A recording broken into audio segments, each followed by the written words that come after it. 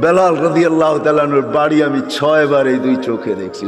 উনাকে দেখি নাই, কিন্তু উনার দেশের মানুষগুলাকে দেখছি। এখনো পছন্দ হয় না, না রং না ঢং, মনে হয় যে ডাইস সারা বানায় আল্লাহ ছেড়া দিয়েছেন, কোনো রঙও নাই ঢংও নাই।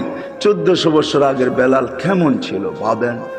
আল্লাহর কাছে তার পরিচয়, ছোট্ট জীবনটাকে সে গড়ছিল, এটাই তার কাছে পুঁজি ছিল, আর কিচ্ছু ছিল না। এটাই ছিল, কৃতদাস ছিল, আবার পুঁজি হবে তো হবে কি। বেলাল তো ইথিওপিয়ার ছিল, এখনো তার বাড়িটা ঐতিহ্য হিসাবে রাখা আছে। ছোট্ট পাহাড়ের পদদেশে জঙ্গলের ভিতরে ওই ছোট্ট বাড়িটাকে এখনো সিমসাম সাজায় রাখা আছে। আপনি গেলেও দেখতে পারেন, আদিস আবাবার থেকে 3 থেকে 3.5 ঘন্টা লাগবে গাড়িতে যেতে, বেশি সময় লাগবে না।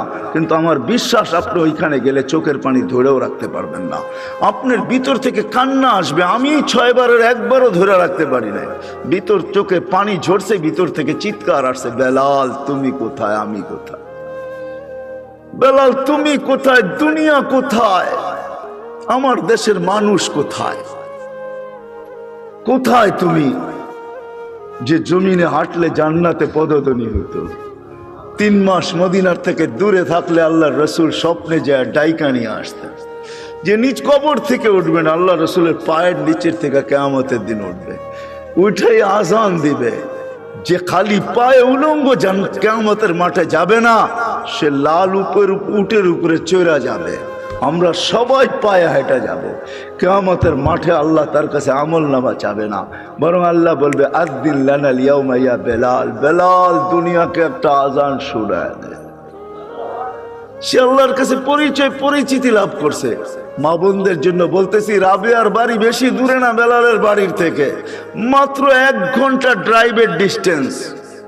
রাবেয়ার বাড়িটাও এখনো রাখা আছে। রাবেয়ার বাড়ি ইথিওপিয়া, যদিও বলে বসরা, সে বসরায় চলে গেছিল কৃতদাসী হিসাবে, কিন্তু তার অরিজিনাল জন্মস্থান, অরিজিনাল বাড়ি ইথিওপিয়ায়।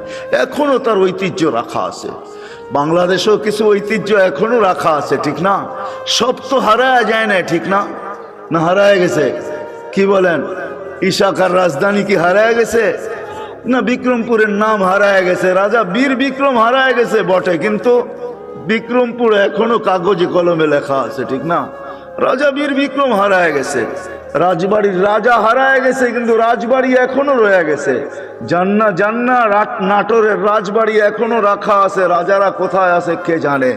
আহসান মঞ্জিল আছে, কিন্তু এখন নওয়াব আহসানুল্লাহ নাই। এরকম এই রাবেয়ার বাড়ি রাখা আছে। ওইখানে গেল কান্না আসে যে রাবেয়া তুইও কৃতদাসী ছিলি, তুইও তো